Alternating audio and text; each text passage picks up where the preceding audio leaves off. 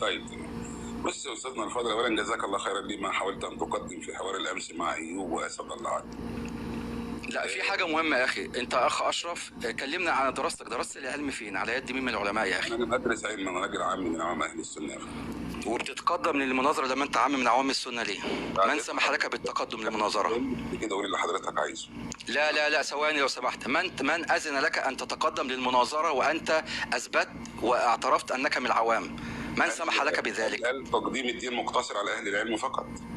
قال تعالى: فاسألوا أهل الذكر إن كنتم لا تعلمون. قال تعالى لا، انت لا فاهم غلط. هذا الحديث اسمع شرح العلماء لهذا الحديث. نزله. حضرتك بس نزله ليه يا اخوة؟ انا بس ما اطولش عليك في امر. لا بص يا اخي الكريم، اسمعني يا اخي الكريم. اسمع يا اخي الكريم كلمة. لا كلمة للمناظرين يا اخوة. احذروا معظم المناظرين يا اخوة، احذروا معظم المناظرين. ليه؟ معظم المناظرين ده بكلام الائمة ومش هيخنى في مصر وخارج مصر بدون ذكر اسماء. اسمعوا، المناظرين اغلبهم ليسوا طلبة علم، علموا الشبهات والردود وتبجح وطلع يتكلم، ليس بطالب علم. يعني هل فيهم احد جلس 20 سنة يطلب العلم عند العلماء؟ هل احد معه اجازات علمية بما يتكلم؟ لا، هو ذهب على البلتوك، وبعد البلتوك ذهب على اليوتيوب، وبعد اليوتيوب ذهب على كذا وكذا. فاهمين يا اخوه؟ فاحذروا. ثواني يا اخي، من فضلك انا بكلم في فكره. اتفضل. بعد اذن حضرتك، ما عنديش وقت. بس انا دي ما عندكش وقت بقى. ما عندكش وقت. لما يكون عندك وقت يا اخي الكريم اتفضل. دقيقتين وهمشي. ربنا يبارك فيك. طب يا اخوه، بنقول احذروا كثير مما يتصدر للمناظرة. هؤلاء ليسوا بطلبة علم، هم علموا المناظرات والردود فقط، لا علاقة. هقول لكم أقسم بالله والمصحف في يدي، أقسم بالله العلي العظيم، من أكبر المناظرين للشيعة في مصر.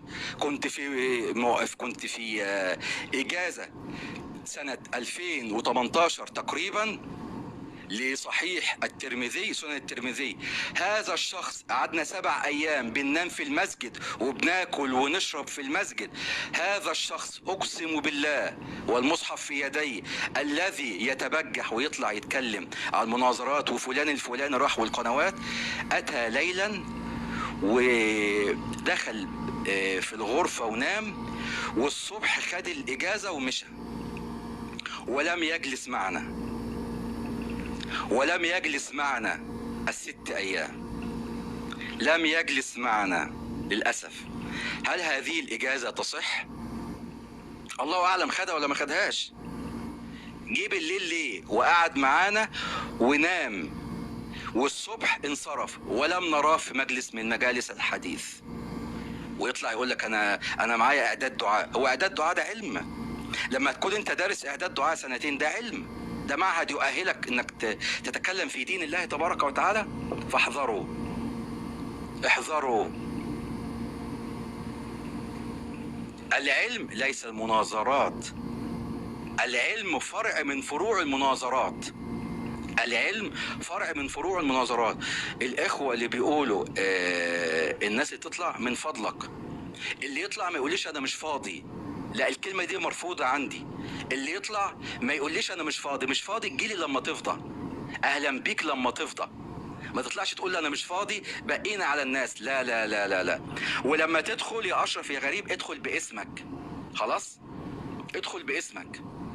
تاني يا اخوة بنؤكد من فضلكم، ربنا يبارك في حضراتكم ويبارك في الاخ اشرف وجميع الاخوه اللي بتناظر. ربنا يبارك فيكم، لان الكلام ده سمعته من اكابر العلماء في مصر ولا اسمي احد. سمعته باذني. قلت له يا شيخنا انا بناظر على البلتوك، تسمح لي بذلك؟ قال فلان وفلان وفلان. فمن يتقدم للمناظرة هذا لا يعني أنه من طلبة العلم. ليه؟ شفتوا الأخ رد إيه؟ قال أنا مش من طلبة العلم. ممتاز، أنت اعترفت، بارك الله فيك. طب من قدمك للمناظرة؟ من؟ شفتوا يا جماعة؟ شفتوا اللف؟ من قدمك للمناظرة؟ من سمح لك أن تتكلم وتتصدر في دين الله تبارك وتعالى؟ لا ما تقوليش صدقت يا دكتور، لا أنا مش صدقت، أنا بنقل كلام العلماء الكبار، بنقل كلام العلماء. هقول لكم يا جماعة، هقول لكم، في أخ بيناظر هنا، أقسم بالله فضل يشتم الشيعي، بيناظر هنا عنده 1000 ودايما في البث بتاعه شتم الشيعي بألفاظ أقسم بالذي رفع السماء بغير عمد أستحي أقولها لوحدي في الغرفة في مكتبتي. هل هذا طالب علم؟ اكتبوا لي، هل هذا طالب علم؟ الشخص اللي جنة من 5 سنين في مجلس الترمذي واحنا متبهدلين ونايمين في المسجد في عز البرد، كنا في شهر 1 وجه بالبدلة، مش عارف ده تقريبا مشى في ساعتها، باين مشى بعدها بساعة، الله أعلم.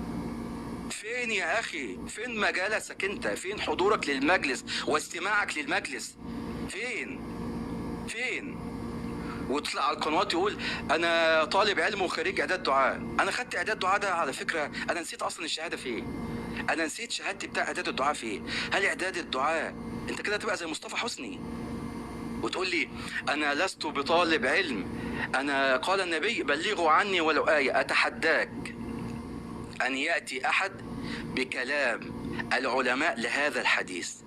اسمعوا الشيخ أبو إسحاق الحويني، وأنا عندي كتاب البخاري هدية منه، النسخة السلطانية 2013، النسخة السلطانية هطلعها أنا، النسخة السلطانية إهداء من الشيخ أبو إسحاق الحويني.